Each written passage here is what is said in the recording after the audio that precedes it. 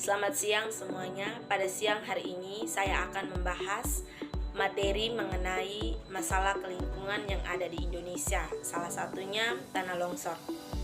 Sebelum saya membahas materi ini, saya akan memperkenalkan diri saya terlebih dahulu. Nama saya Elgeliana Luciana Kanga, NIM 2110048, mahasiswa semester 5 kelas A, program studi pendidikan geografi. Tujuan saya membuat video edukasi ini untuk memenuhi mata kuliah pendidikan kependudukan dan kelingkungan hidup guna memenuhi ujian akhir semester. Baik teman-teman, seperti yang kita ketahui, tanah longsor merupakan salah satu bencana alam yang sering terjadi di kawasan Indonesia. Bencana ini biasanya sering terjadi di daerah pegunungan, bukit, lereng yang terjal atau curam. Tak jarang tanah longsor juga terjadi di lahan pertanian dan perkebunan yang posisinya terletak di tanah miring. Pengertian tanah longsor itu sendiri merupakan suatu kejadian atau peristiwa geologi yang disebabkan oleh pergerakan massa batuan dan tanah dengan berbagai tipe dan jenis, seperti jatuhnya bebatuan atau gumpalan tanah besar. Baik, kita lanjut ke pembahasan mengenai penyebab terjadinya tanah longsor itu sendiri. Penyebab tanah longsor yang pertama yaitu curah hujan yang tinggi.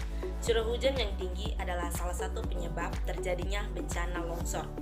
Ketika musim kemarau yang panjang, tanah akan kering dan membentuk pori-pori tanah atau rongga tanah.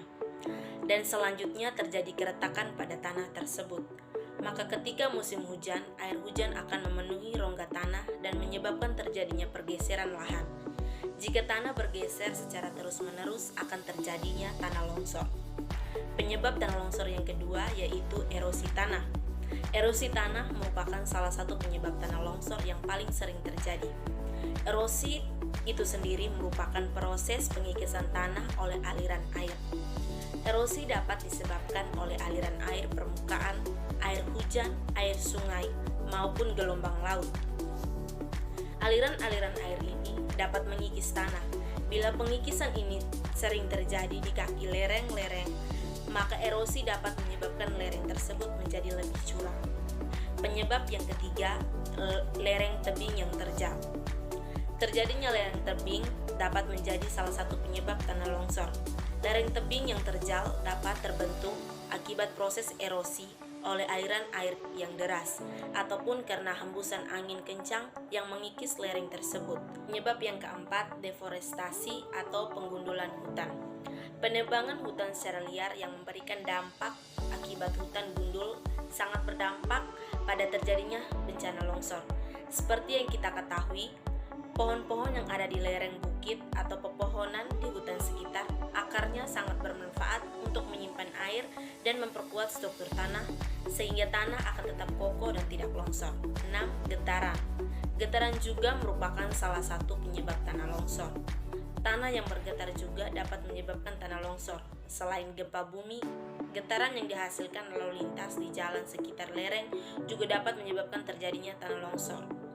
Meski terjadinya perlahan, namun akumulasi dari keretakan-keretakan tanah oleh getaran-getaran kecil akan menyebabkan tanah jatuh ke bawah atau longsor. Penyebab yang ketujuh, lahan pertanian di lereng.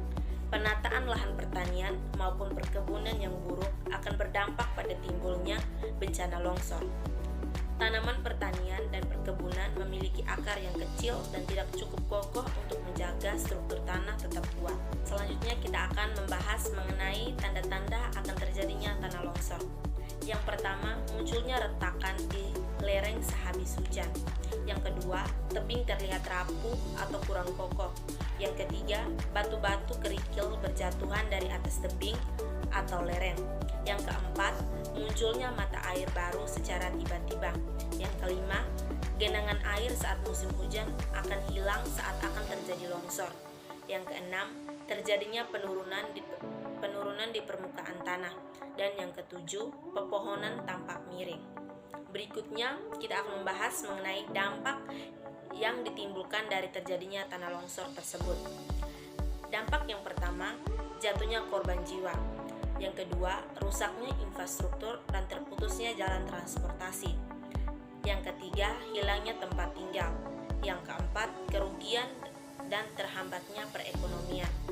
Yang kelima, rusaknya lahan pertanian. Dan yang terakhir, yang keenam, pencemaran sumber air. Selanjutnya kita akan membahas mengenai upaya dalam penanggulangan bencana tanah longsor.